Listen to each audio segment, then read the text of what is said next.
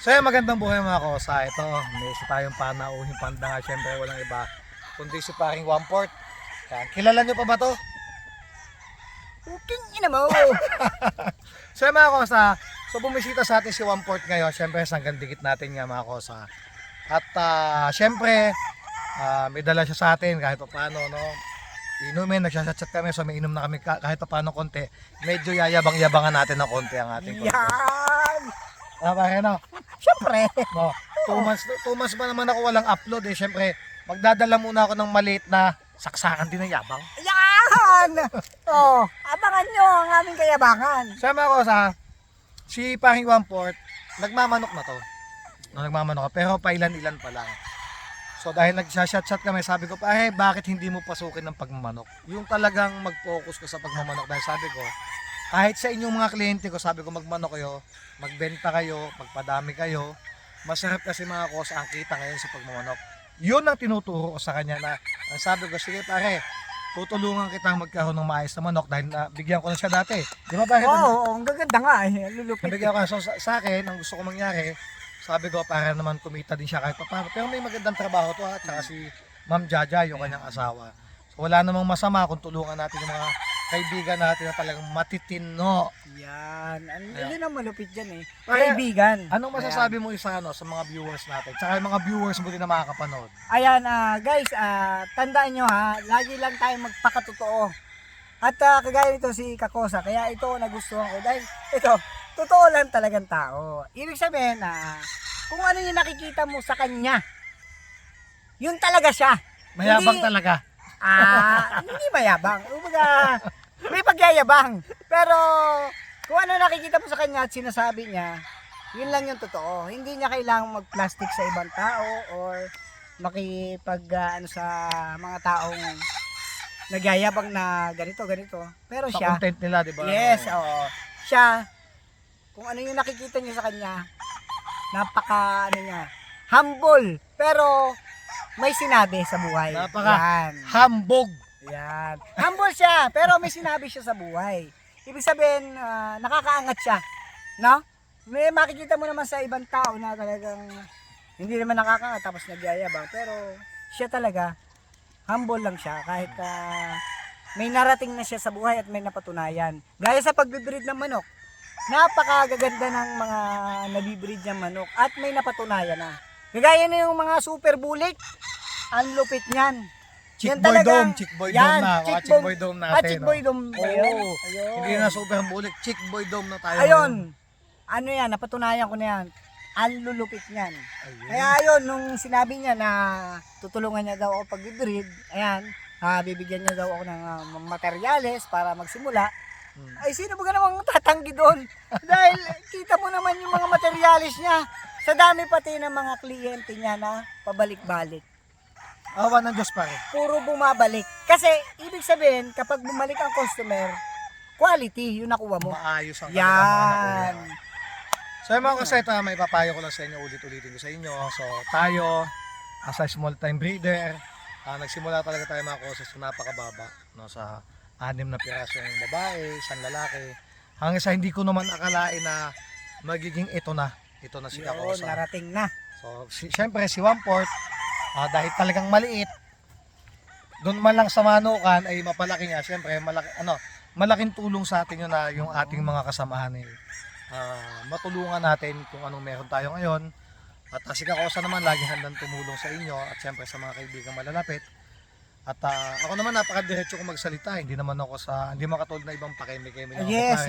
Tama. na makikipagplastikan, hindi ko naging ugali yan na may mga tropa ako katulad like SP Sabong Pinas. Yan, shout out kay SP. Yan, alam niyan kung sino si Kakosa, alam niyan ang ugali ko talaga na napaka diretso kong tao kumbaga. Pero wala naman taong perfecto eh. No? Yes, wala. Ang sa akin lang, may papayo ko bilang yung mga bagong papasok na magsasabong, huwag niyong gawing sugal ang pagmamanok. Yan. Mas maganda mga kosa, gawin niyo tong negosyo kasi para sa akin, talo nito ang pagbababoy ngayon. Ayun naman. Talo ng kita pa rin wala ka sa akin. Talo ng manok, lalo na kung talagang madami ka ng kliyente. No? Pasensya na kayo mga kosa, 2 months ako hindi nakapag-upload dahil Yes. sobrang busy ako. Tapos pinuntahan tayo syempre ni One Port ngayong araw na to. At gusto daw niya ako makita. Kaibigan tunay, kaya binabalik-balikan. Ayun. Ganun yun. So mga kosa, syempre abangan nyo yung breed ni One Port Yan.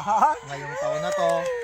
Sana Sana hope maging successful. Oo naman, laging magiging successful yung breeding mo basta ayos ang gagawin mo at magpapakatotoo ka. At saka yun guys, syempre, kinakailangan hindi tayo manghinayang na kunyari gusto natin magsimulang mag-start ng pagmamanok, kinakailangan maayos na materyales. Laging maayos.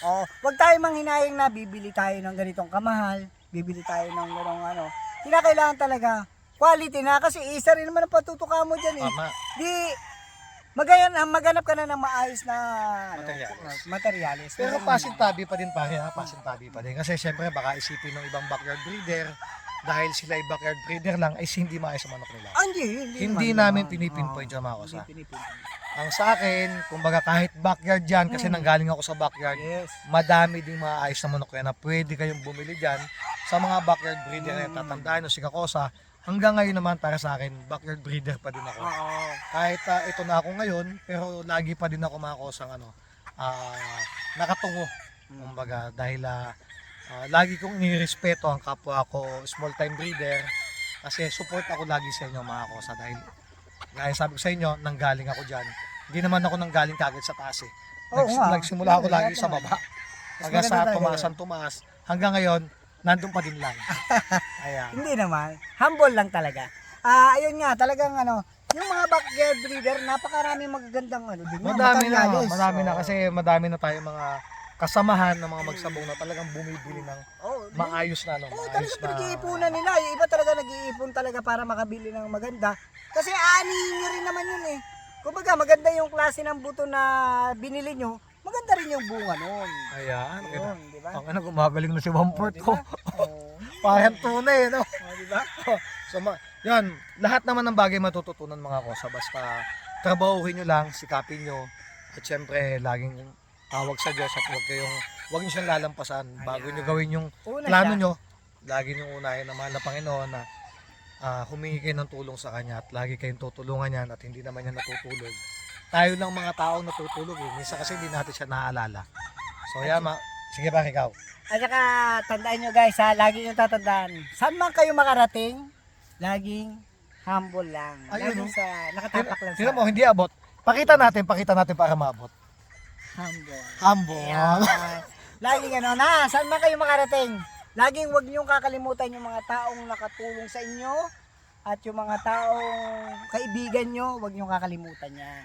Yun ang pinaka-importante kasi mahirap bakit tumatalikod ko sa dun sa nakatulong na sa'yo tapos sa talikudan mo. May nagawa ka lang or nasabing isa tapos magagalit siya. Hindi tama yun. Kumbaga, lagi tatandaan, kung may 10 ginawang kabutihan ang kaibigan mo sa'yo, kung nagkamali yan siyam na beses, patawarin mo pa Patawarin rin. mo yan. Kasi may isa pang natitirang ginawang kabutihan niya sa'yo. Yes. Di naman tao lang tayo nagkakamali. Di ba? Di naman tayo Diyos. Mm. So yung mga kosa, puputulin natin at maraming salamat sa lahat. Siyempre, maraming salamat sa aking kaibigang Wamport. At asahan nyo, sana matulungan ko siya at magkaroon din siya ng gantong farm. Hindi man gantong kalaki. Pero soon, sana mas malaki pa dito ang maging manukan ni Paring Wamport. Yan. God bless sa inyo mga kosa. Maraming salamat po pare. Thank you kaibigan tunay. Yan. Shoutout muli sila. Shoutout po sa inyo ha. Geng. Ayan. Yung huling sabi mo, Shoutout po sa inyo. At ingat po kayo lagi. Kuking ina mo.